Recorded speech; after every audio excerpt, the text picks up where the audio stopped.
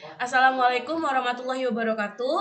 Kami dari kelompok 2 akan mempresentasikan hasil uji kami, hasil percobaan kami. Kami yang beranggotakan 10 orang. Saya Dinta Afifah Barlanti dan rekan saya Dinda Pinggi Febriana. Lalu ada Elisa Rahayu, Regina Ardiani, Siti Nurgianti, Peranini Puspita, Sandi Irawan, Ramadhani Chandra, Muhammad Akbarul Muiz, dan Wildan Lutfi. Baik, untuk uji yang pertama adalah uji normalitas. Jadi yang pertama-tama adalah siapkan 2 data, yaitu motivasi belajar yang ditandai dengan variabel X dan prestasi belajar yang ditandai dengan variabel Y. Lalu, teman-teman bisa klik analyze. Setelah klik analyze, teman-teman klik descriptive statistik, lalu klik explore. Ini saya ulangi lagi. Oke, saya reset. Nah, untuk kedua variabel ini, teman-teman bisa masukkan ke dalam dependent list. Oke, setelah itu klik plots. Setelah klik plots, teman-teman bisa langsung checklist normality plots with test. Setelah itu continue dan klik OK. Baik, untuk datanya, hasilnya ini dia. Untuk menarik kesimpulan bisa dilihat pada nilai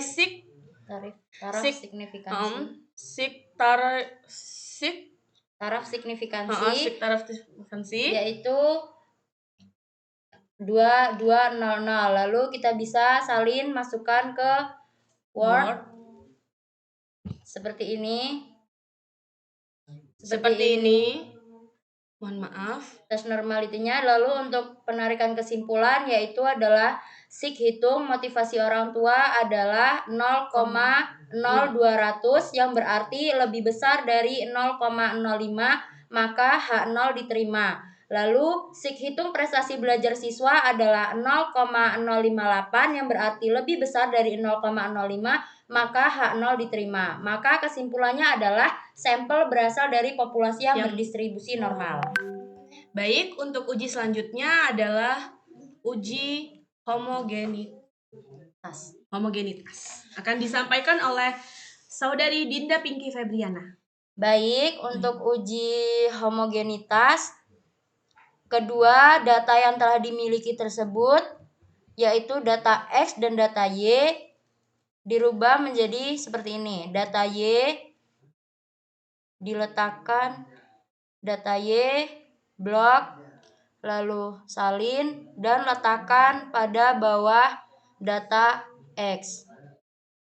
Setelah itu data sebelumnya dihapus terlebih dahulu. Dan diberi tanda data X diberi tanda nomor 1. Diberi tanda nomor 1 lalu sampai ke batas seluruh data X yaitu sampai nomor 40. Belum salin. Kami salin ulang, mohon maaf.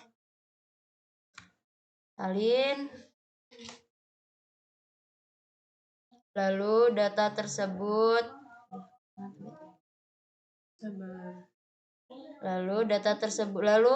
diberi tanda sampai seluruh data X.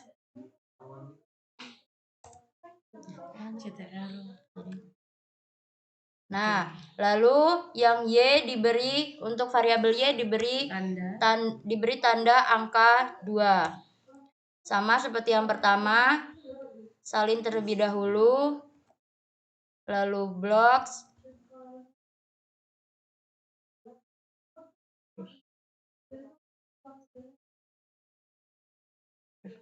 mohon maaf. Sebentar ya, Bu. Iya, namanya grogi.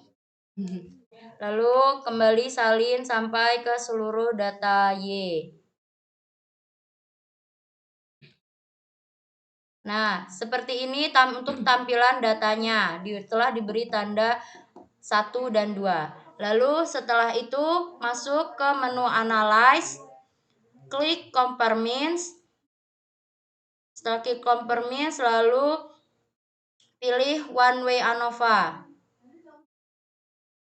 Bisa terlebih dahulu, lalu motivasi belajar yaitu variabel X diletakkan pada tabel dependent list dan prestasi belajar variabelnya diletakkan pada variabel faktor.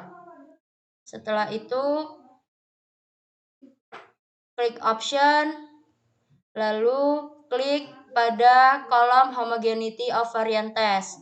Setelah itu continue, lalu oke. Baik, di sini sudah ada tabel test of homogeneity of variance. Untuk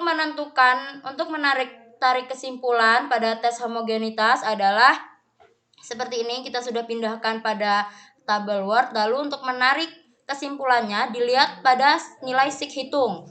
Nilai sig hitungnya adalah 512 yang berarti 0,512 lebih besar dari 0,05, maka H0 diterima. Maka dari itu kesimpulannya adalah varians populasi adalah sama atau bersifat homogen. Baik, selanjutnya adalah uji T dan uji linearitas yang akan selanjutnya adalah akan dilanjutkan, yaitu uji linearitas dan uji T yang akan dilanjutkan oleh Regina Ardiani dan Siti Nurgianti. Baik, di sini kita akan melakukan uji linearitas dengan saya Regina Ardiani dan teman saya Siti Nurgianti. Di sini tanpa perlu berlama-lama kita langsung saja melakukan caranya, yaitu kita perlukan dua data. Di sini saya memiliki data X dengan keterangan motivasi belajar dan data Y dengan keterangan prestasi belajar. Nah, kalau kita sudah memiliki dua data seperti ini, kita langsung klik Analyze, kemudian kita ke Compare Mean, lalu kita klik Means. Nah, ini kita reset dulu ya. Nah, ini keterangan X motivasi belajar itu kita taruh di bawah dan prestasi belajar kita taruh di bagian atas. Kemudian kita klik option. Nah, di sini ada tulisan test for linearity. Nah, ini kita checklist ya. Kemudian kita continue dan kita klik OK. Nah, di sini datanya sudah keluar. Nah, untuk membaca kesimpulannya, lalu kita salin ANOVA table ini ke Word. Nah, jadi setelah disalin seperti ini tampilannya. Uji linearitas yang pertama hipotesis, HO variabel-variabel tidak memiliki hubungan yang linear. H1 variabel-variabel memiliki hubungan yang linear. Yang dua, taraf signifikansi toleransi kesalahan A sama dengan 5% sama dengan 0,0,5. Uji statistik sama dengan uji linearitas. Yang keempat, kriteria pengujian. Jika nilai sig terhitung lebih besar, maka HO diterima. Ini dapat disimpulkan berarti nilai sig hitung linearity yaitu 0,002 lebih kecil daripada 0,05, maka H1 diterima. Maka variabel-variabel memiliki hubungan yang linear.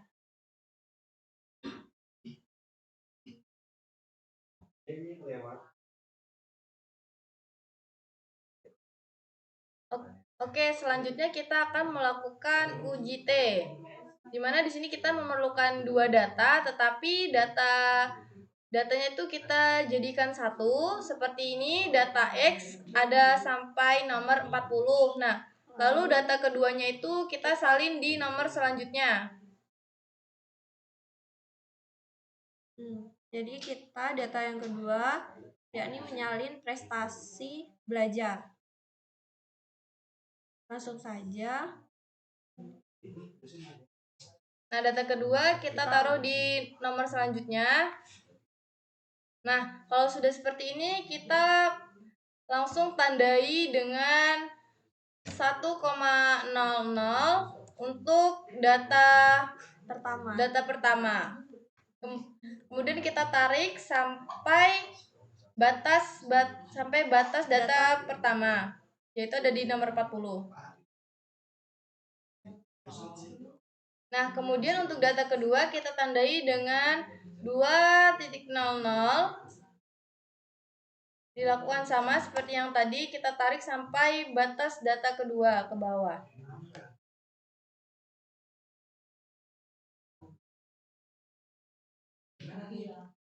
Nah, kalau sudah seperti ini, kita langsung saja klik bagian analyze, lalu kita ke confirming, dan ini sudah confirming, lalu kita ke independent sample t-test. Nah, lalu untuk motivasi, ini kita taruh di atas, dan yang prestasi di bawah. Atau untuk label X di atas dan Y di bawah ya. Nah, kalau sudah seperti ini, kita klik Defines Group. Kita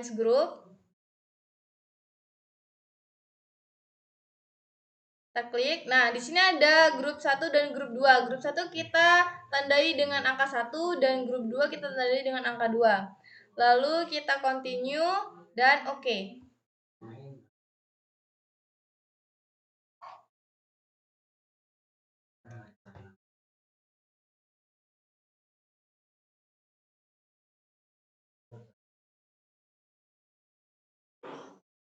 Nah, ini sudah keluar hasil datanya. Jadi kita langsung klik independent sample, kita copy dan pindahkan ke Word. Jadi tampilannya seperti ini. Oke, jadi setelah di copy dan ditampilkan di Word, tampilan di Word seperti ini. Dan kesimpulannya, yang pertama, jika nilai sig 2 min pilot lebih kecil daripada 0,05, maka terdapat perbedaan yang signifikan antara motivasi orang tua pada prestasi belajar.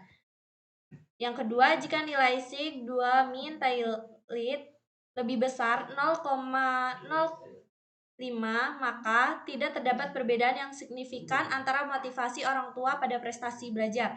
Yang dimaksud dengan nilai 2 min pilot yakni terdapat di sini. Jadi nilai sig 2 pilot ini adalah 0,010. Dapat disimpulkan, maka nilai sig 0,010 lebih besar daripada 0,05. Maka tidak terdapat perbedaan yang signifikan antara motivasi orang tua pada prestasi belajar. Baik, itu tadi penjelasan saya dengan Regina Ardiani tentang uji linearitas dan uji T. Selanjutnya yakni uji regresi sederhana dan uji regresi berganda yang akan disampaikan oleh Elisa Rahayu dan Tera Nindi Puspitasari.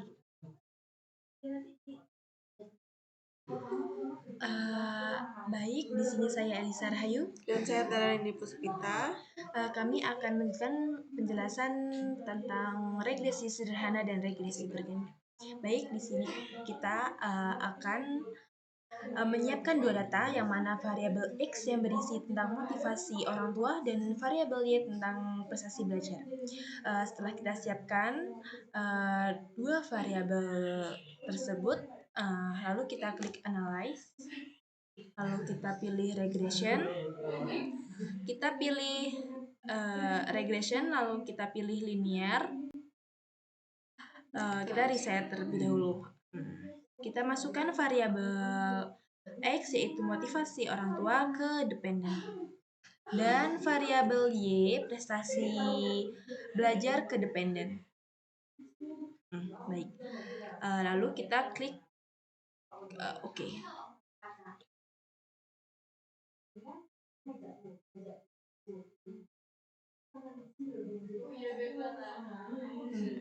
Lalu ketika sudah keluar hasilnya, yang kita ambil yaitu Correlation. Oh iya. Yang diambil yaitu ANOVA. Kita copy terlebih dahulu. Kita copy. Lalu kita masukkan ke Word. Nah, di sini sudah ada yaitu regresi berganda dari regresi sederhana, maaf. Dari data ini kita dapat mengambil kesimpulan bahwa data dengan tingkat signifikan 0,002 lebih kecil dari 0,5, maka ada pengaruh motivasi orang tua terhadap prestasi belajar siswa. Baik, selanjutnya akan dijelaskan oleh Mbak Tera mengenai tentang regresi berganda.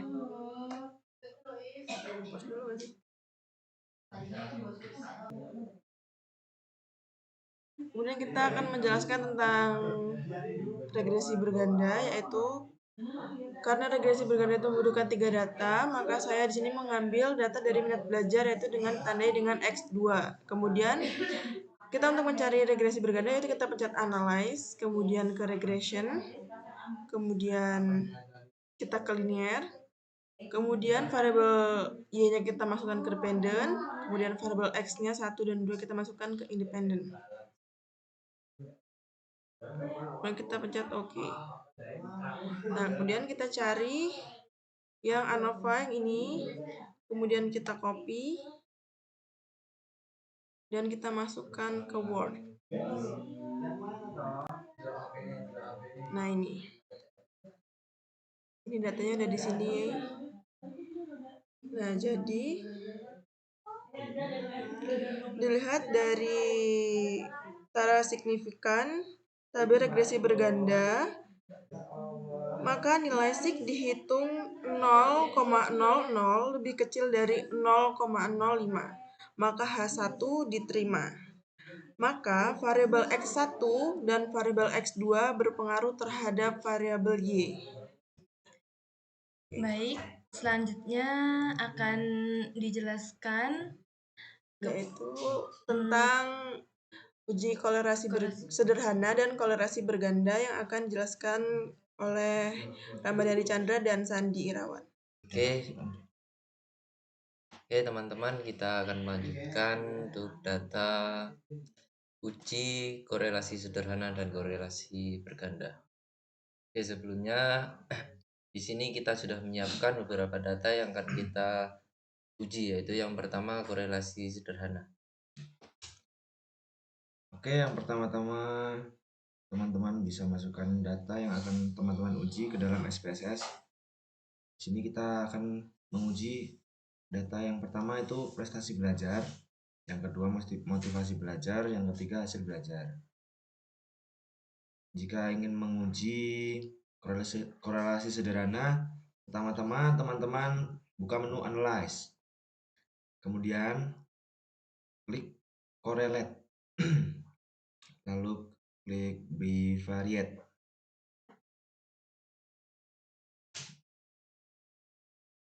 Oke, kita reset saja.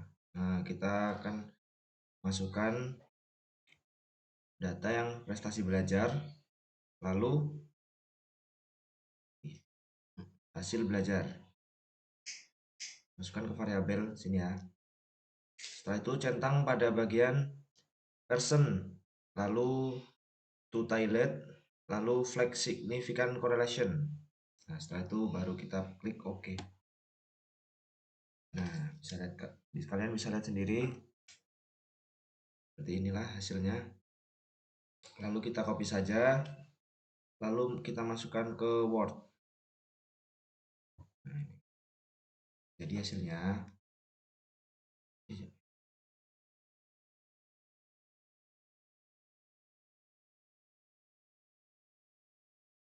ya seperti inilah.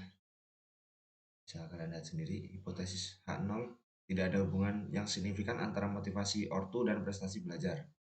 H1 ada hubungan yang signifikan antara motivasi dan prestasi belajar.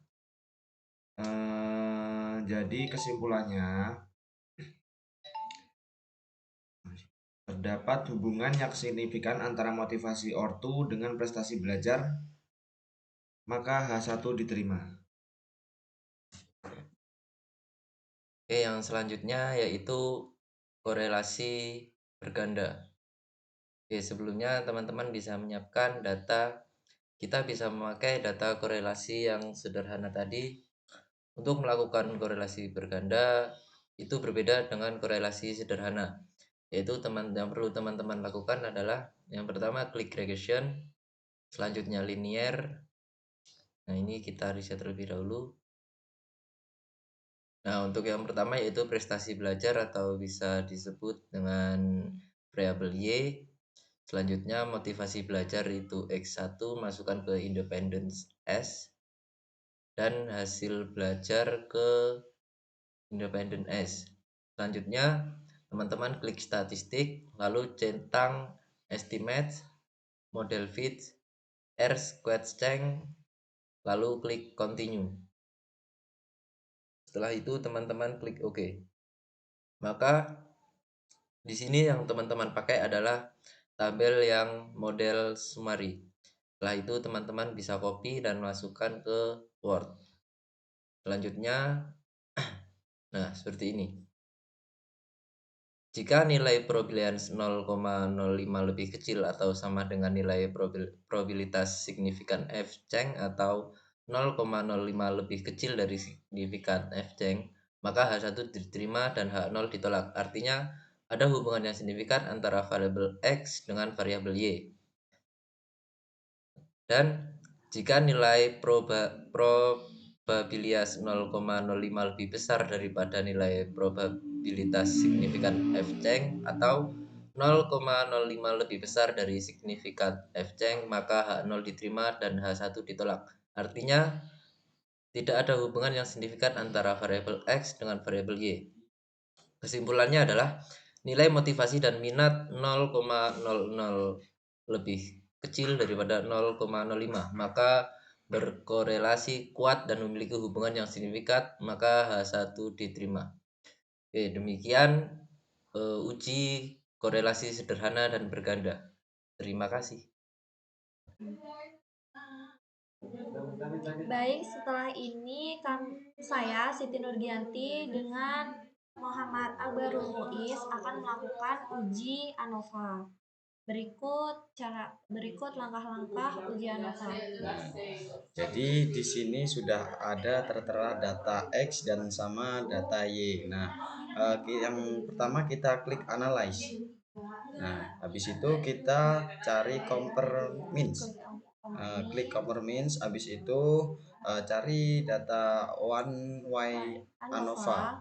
Lalu diklik. Nah, habis itu reset dulu. Habis itu kita pindahkan data X ke dependent. Nah, habis itu klik yang prestasi belajar, yang data Y pindah faktor. Nah, habis itu kita klik pause. Nah, udah muncul, kita klik Bonferroni.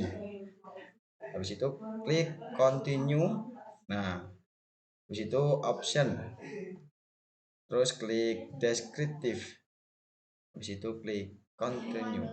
Nah, lalu klik OK. Nah, lalu sudah muncul di sini deskripsi sama data ANOVA-nya. Nah, data ANOVA-nya ini kita copy dan pindahkan ke Word seperti ini. Jadi tampilan setelah kita copy dari SPSS ke Word, tampilannya seperti ini, uji ANOVA. Nah, hipotesisnya jika sig dihitung lebih besar 0,05 maka HO diterima. Jika sig hitung kurang lebih dari 0,05 maka HI1 diterima. Jadi kesimpulannya hasil uji sig yakni 1,3 dapat dituliskan 0,134 lebih besar daripada 0,05 maka rata-rata HO diterima. Artinya variabel memiliki rata-rata yang berbeda.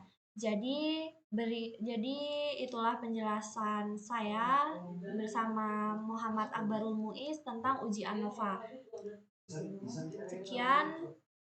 Sekian presentasi dari kelompok kami akhiri. Wassalamualaikum warahmatullahi wabarakatuh.